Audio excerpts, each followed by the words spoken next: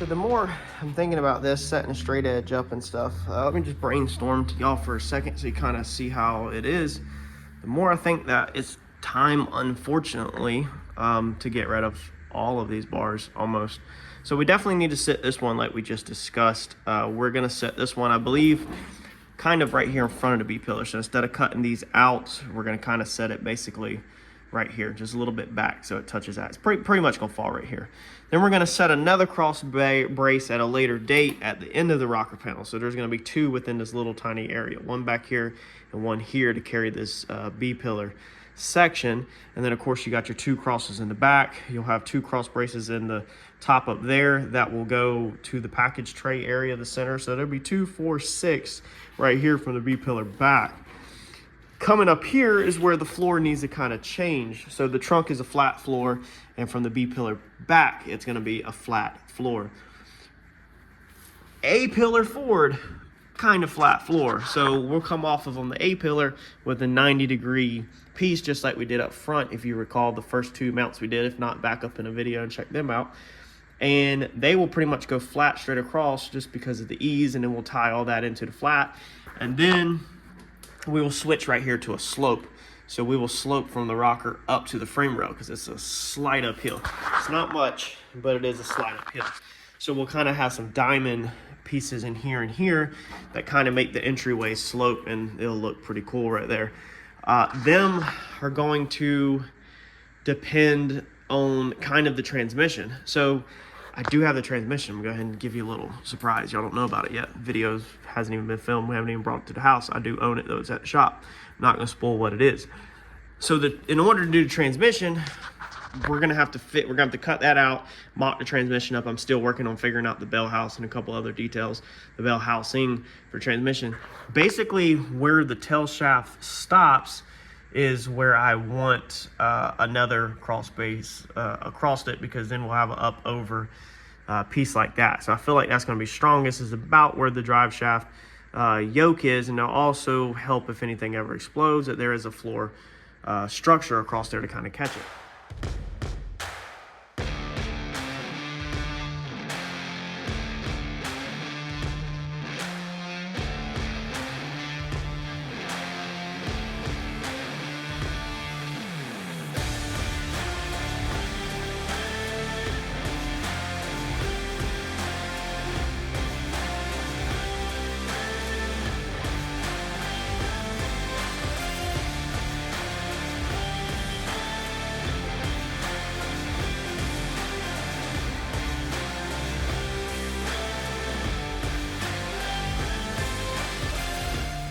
All right, so originally I was gonna do this. All right, so we were gonna come off the frame like this, probably about right there. And then our C channel would bolt through this right here. And then the C channel would go over here. And so from about here to here, all that would be supporting the weight of this car is the C channel. Now I was a little worried about basically the car wanting to sag down, the weight of everything, and the outer piece right here not being able to stay up because it's just C channel, and these are really holding the weight up here. So the car sticks out another 6 inches to a foot. Actually, the outside of the car is probably about a foot. No, that's over a foot. That's probably 1.5 feet from the bolt to the outside of the car. The inside of the car is probably a foot. I quickly realized that that's not going to work. Also goes back to our conversation in the Volvo seats video, the rear seats video, where we need to add some safety into this car. I want to put some safety back into this car with some tubes. So I scrapped this idea. Now from the factory, we have these little tabs right here that are already there that we built off of. They kind of bolt the B or the A pillar, and they don't really support a lot of weight, but they're there. So that's when I started thinking. I paused and I said, nope. I said, we got to do something better. So these big guys, I had bought this for the rear frame. This is what the rear frame goes up and over, and then the back part switches to 2x2 because it doesn't really matter. It's a lot more lightweight. So we're going to come in here with these monsters, and I'm going to mount the standoffs like this. All right, so I'm gonna do some standoffs there like that, and then we'll drill a hole through that top, and we'll be able to put a bolt through there. Probably that's probably where I'll bolt all of this in. I'll build the floor structure and everything to probably bolt through that one piece right there in that standoff. Now it won't look as good as the spider web pieces, but it's a million times stronger. And then what I can do, once I build the standoff for back here, on the inside of this, we'll put a rocker bar. So just like a race car. All right, so we'll come inside right here and we'll weld us a bar that goes across there on the inside. So with these two standoffs and then a bar welded between them right on the inside of this rocker, if this car gets T-boned from the side, the rocker is going to collapse, then it's going to hit the bar, it's going to have to bend the bar, or it's going to have to collapse these standoffs. It's not collapsing these standoffs. These things are freaking like 1/4 inch thick. They're as heavy duty as the frame rails, so the standoffs would be the same thickness as the main frame rails in the car. And if we want to, I might even go ahead and add, you know, a third one in the center. So I might literally add one at the B pillar, one there, and then one in the center with the bars between all of them. And dude, if this thing gets T-boned down low, or at least if something hits low, which I know the car is pretty low already, it's not going to collapse. It probably just honestly just need at the B pillar and the A pillar with a bar in between there, and that'd probably be good as far as a rocker bar. Now the door system, we're keeping the factory door, we're not modifying it. I might come in here and windows got to roll up and down, so I guess I can't really add nothing to it. I don't know if I can get something in down below it. They're definitely not as safe as modern cars are. I mean, they're literally just a freaking shell. That thing is going to collapse if it gets T-boned. But I'll probably want to come in here and try to get a main hoop in, up, and over into the B pillar just to add a little bit of strength, possibly. We'll brainstorm that when we go there. I just make sure that we have some safety up front. You have the firewall. If the A pillar gets hit, it still has collapsed the firewall. And we're going to make sure the firewall is nice and secure and safe while we're building that. But the B pillar, you don't have nothing. You'll have the standoff down below. You'll have the strength of the roof up top. But that's honestly all you got. And on these cars, you got to remember that there's absolutely nothing to these roofs. I didn't take nothing out. There's nothing. There's no structure in these roofs. That's why these cars are death traps. Is if this thing was to roll, the two B pillars can just collapse on each other. That roof's just going to buckle. There is no cross supports in it, nothing at all. It is just a freaking death trap, 100% compared to modern cars.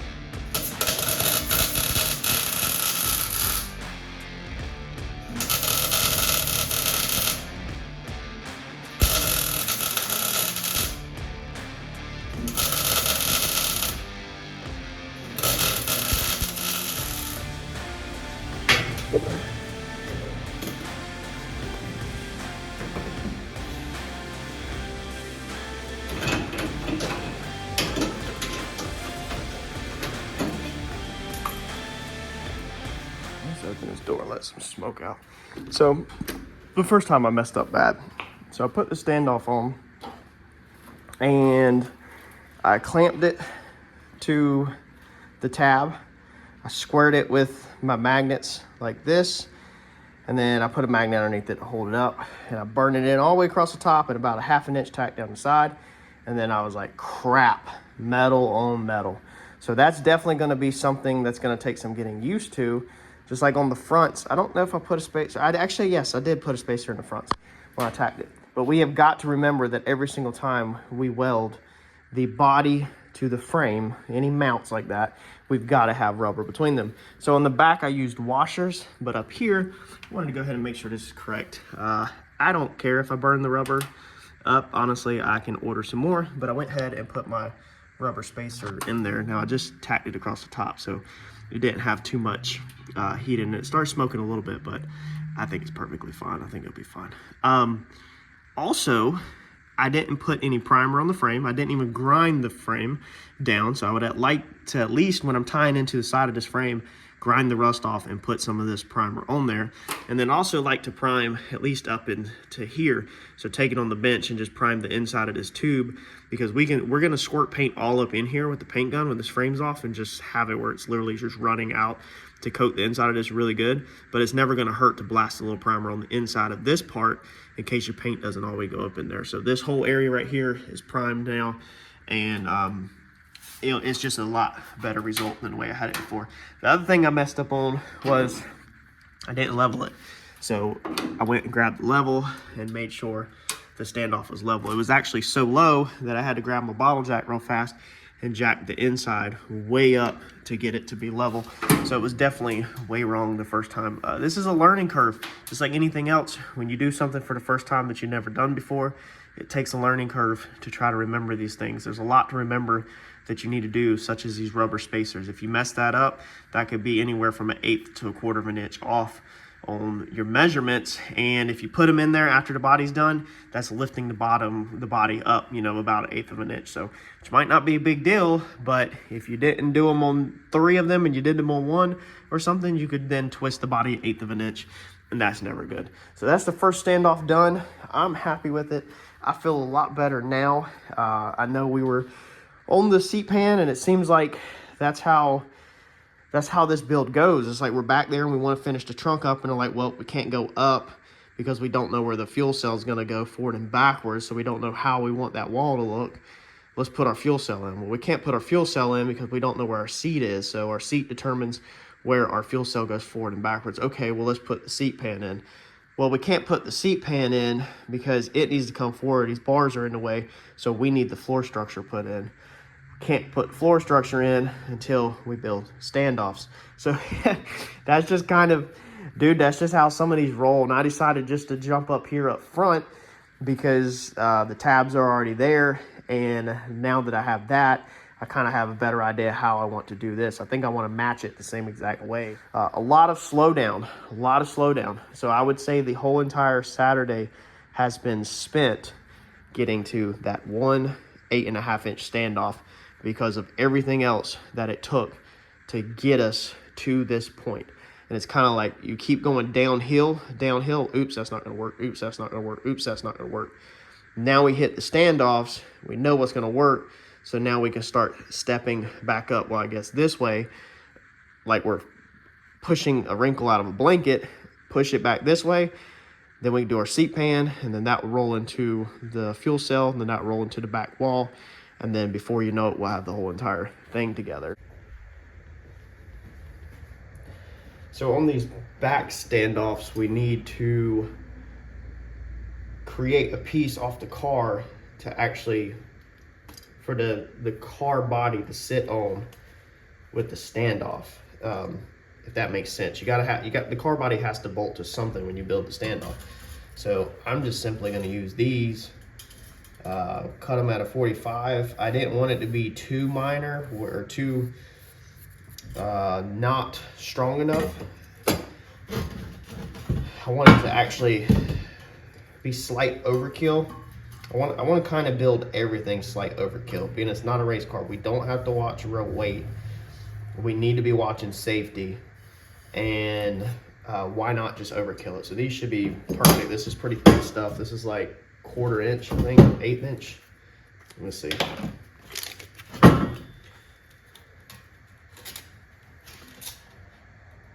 Eighth inch. So this is 1/8 inch thick. This should be perfect. This will weld directly to the rocker, which again is overkill for the rocker, but I don't have to worry about this. If anything, this would rip off the rocker. Standoff welds to the frame. So these two jointed together, rock solid. This should be enough surface area to weld to the rocker that it should hold flawless.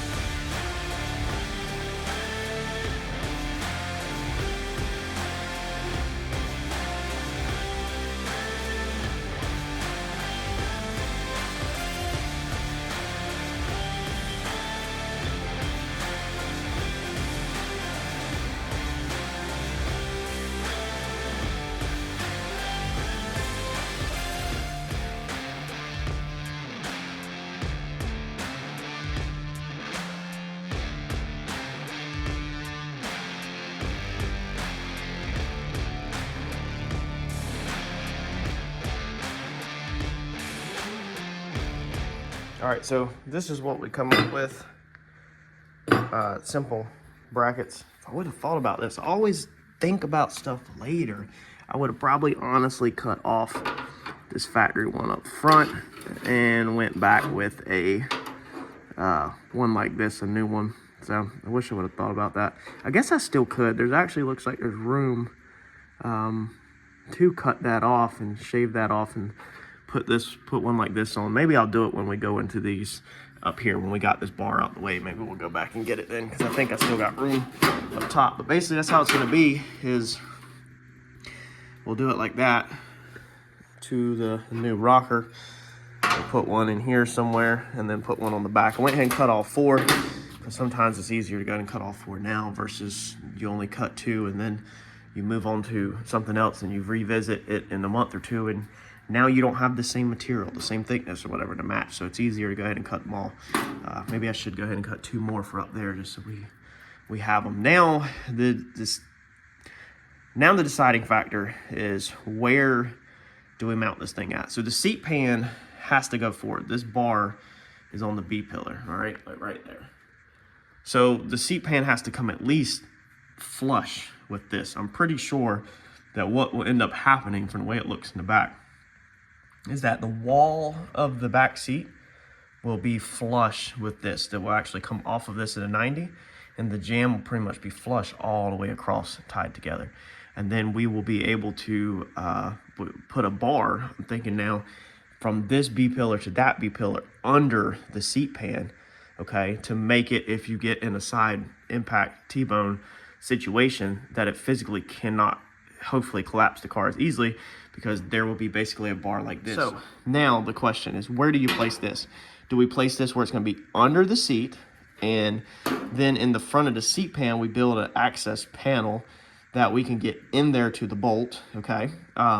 Or you could go under the car from the quarter in there, however we want to do that. Or do we put it up here where it's in the floor section? I think it's going to be easier cosmetically to probably put it back underneath the seat and do a punch out, another punch out, because the seat's going to have carpet. The car, just like in a car, it's going to come, the carpet will start up on the pan, it'll roll down, and it'll roll across the floor. But that way we don't have to worry about no cutout or any pattern showing in the floor or anything like that, and we can get our support right here, literally at the B panel. We'll come in here, we'll take this piece off now, and then we'll also come in here and put a divider right underneath this B panel to keep the weight.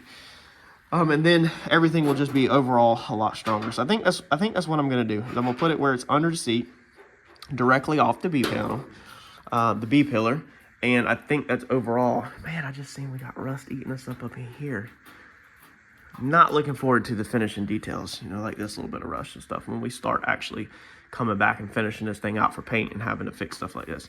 But I think that's what I'm gonna do, is put it right there, and then we can go ahead, probably go ahead and do our back one also, just so all four of the standoffs and the mounts are actually done.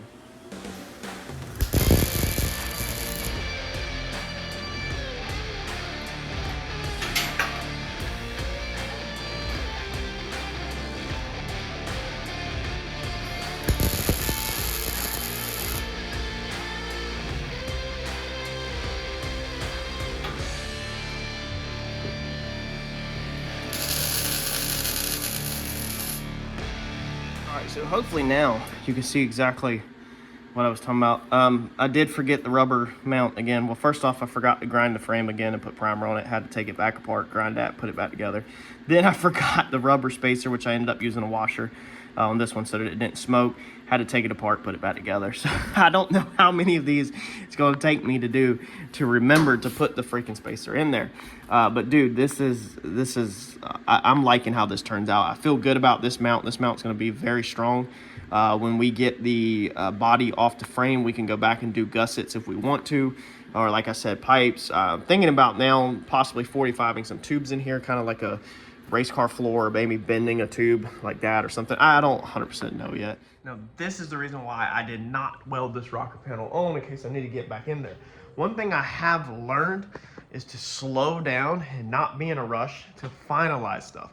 That bit me in the butt so many times on the Comet that I cannot even count them, man.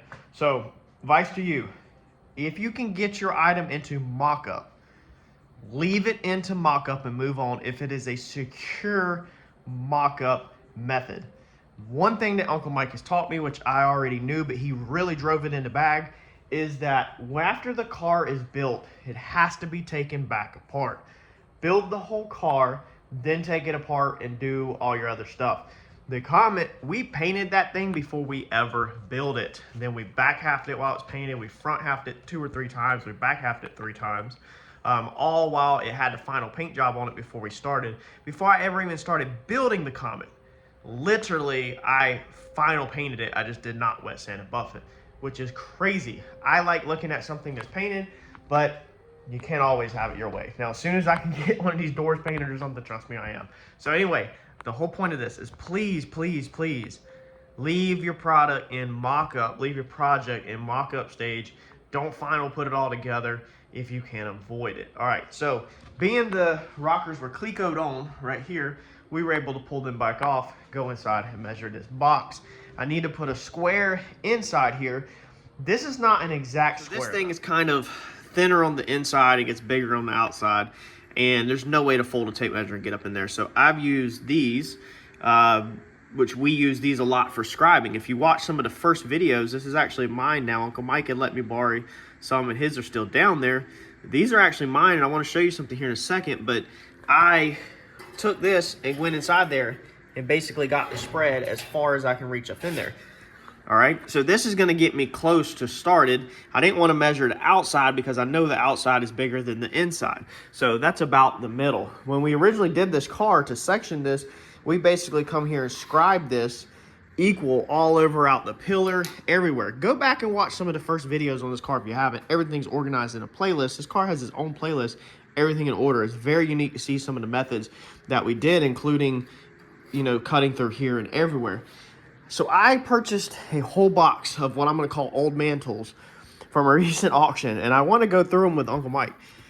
All kinds of stuff in there that I think I know what they are, but I'm not 100% sure. I want to see how many he knows also, and if not, I want to get y'all to put your input into the comment section. So hopefully I can get with Mike and do that video sometime soon, because I think that would be very interesting. But we're going to get a square rectangle cut at this width first. And then we're going to just start fitting it in there and keep shaving it till it fits. And that's going to make our B-pillar strong throughout the whole entire rocker.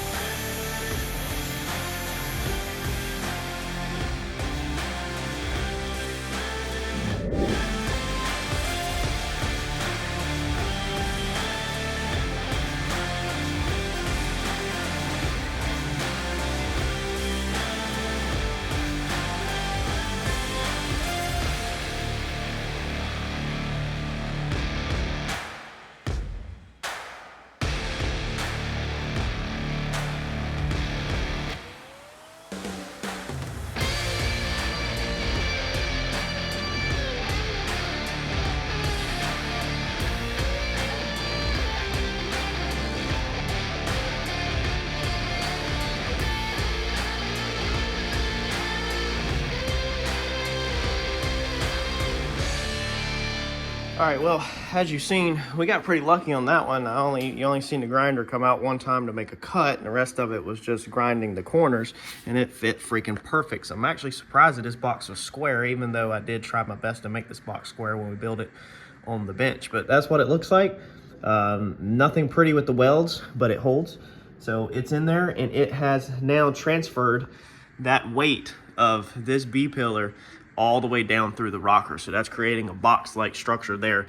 Of course, we'll cap the end of it, and then we'll box this side, and so that will literally be a box when we got a finished product. I didn't want to put too much inside of this box because we may pass items through here, lines and such, but I'm not 100% sure on that. So I think my drill will fit in there. Let's see if it will real fast, because if it will, we can always go back and drill holes. Oh, so she's a little tight. She's not going to 100% fit, but I think I could probably grab a smaller, thinner drill. Can't really use air tools here at the house, but I think or even bend that open a little bit just to drill it. But I think I could get a drill bit through there. And then I don't know if that punch is pretty big, but we could get a step down bit through there if we absolutely have to, or even cut it with the plasma cutter. I wanted to put conduit through here, 2 long pieces around conduit through the front and the back, and that would give me something to pass all the way through and never mess with the structure. But it would make it so that if you wanted to push something into there, it would literally have a perfectly straight, even run that nothing would hang up on. So we might go back and do that. I could have probably honestly went ahead and punched some holes in that piece before I put it in there, and I thought about it, but I was like, I hate to put holes and lose a little bit of the strength if we're never going to pass anything through. So that's kind of just something I don't know until we get done with the build, if I'm actually going to utilize that box or not. I would say it's over a 50% chance, maybe 60%, that I'm not going to use the box, but there's always that unknown of 40 whenever I start laying stuff out and I want it super clean.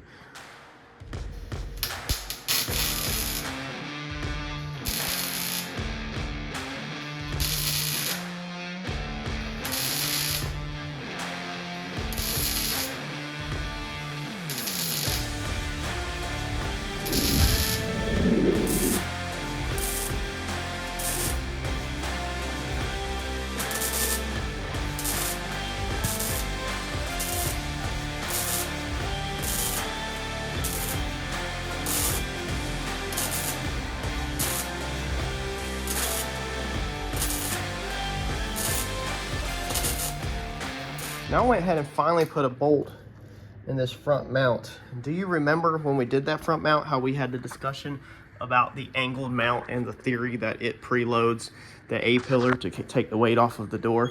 I swear, now that I have snugged that bolt down, I haven't over tightened it, I swear this door closes better. It still drags. We need final fitment on the doors. Our gaps are a little tight. They're actually, it needs to be about right there, so it sucks itself in a little too far right now. But I swear that door closes better than it ever has with a little bit of tension on that front bolt.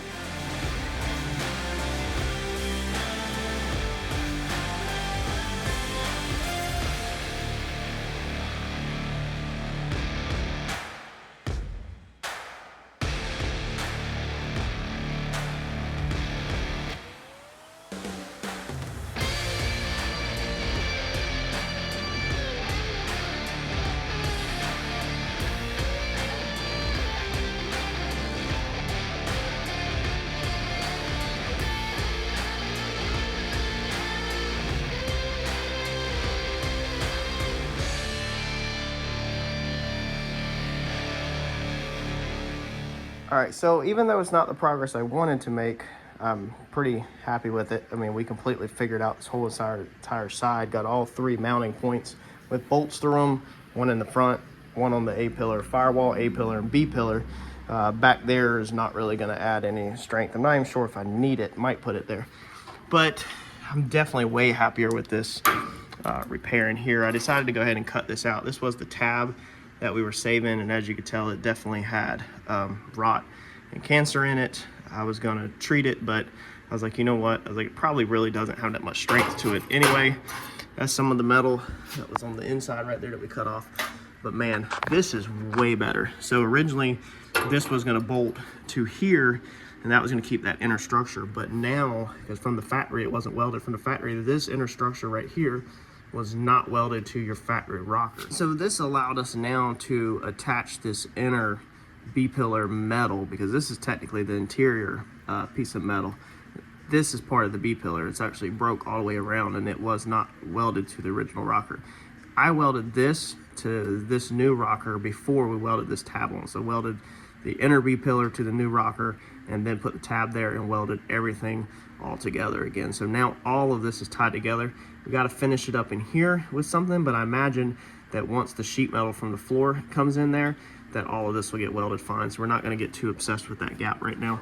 We come in here and did the exact same thing on this to give that some structure for that to sit on. And then of course the front will get capped.